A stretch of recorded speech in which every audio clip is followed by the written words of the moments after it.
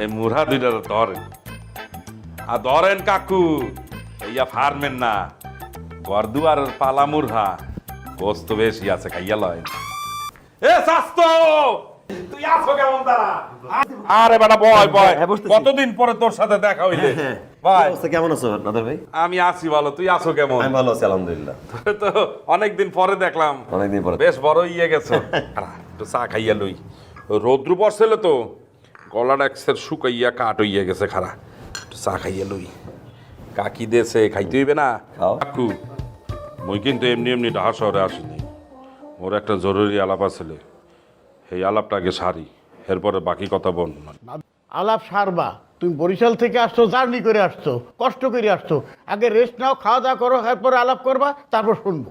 এখনই আমাকে বলতে হইবে আর আপনাদেরকে শুনতে হইবে এই এখন তেহন করতে করতে বেলা শেষ হইয়া যায় এরপরে কোনো কিছুই হয় না আচ্ছা আব্বা মা, বিষয়টা কি শুনি? ভাইয়া বলো। বিষয়টা লেগিয়া বিয়া মানে বিবাহ যে কোনো কথা বলে না দিনে দিনে আমার বয়স হইয়ে যাইতে আছে মুই বুড়া হইয়ে যাইতেছি এখনো বিয়েও করতে পারলাম না সময় মতো যদি বিয়ে করতাম কাকু এই চাস্তর মতো মোরও একটা ছেলে থাকতে আপনারা এটা নিয়ে কোনো চিন্তাই করতে আছেন না ব্রো তুমি তো বিয়ে করে ফেললেই পারো, তোমাকে কে আটকাচ্ছে?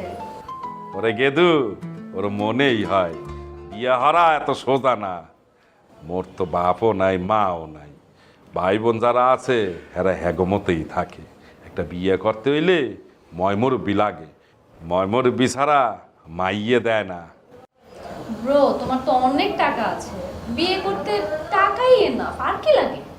তুই যে টাইপের মেয়েদের কথা বলতেছিস সেই মেয়েদের সাথে সব কিছু করা গেলেও ঘর সংসার করা যায় না। ঘর সংসার করার জন্য, বিয়ে করার জন্য একটা ফ্যামিলি ব্যাকগ্রাউন্ড লাগে, একটা বিষয় থাকা লাগে আর কি। ব্রো তুমি তো একদম সব কিছু অনেক ভালো বুঝো। হ্যাঁ আমি সব জানি, এক্সপেরিয়েন্স। আরে কি শুরু করলি তোরা? থামবি?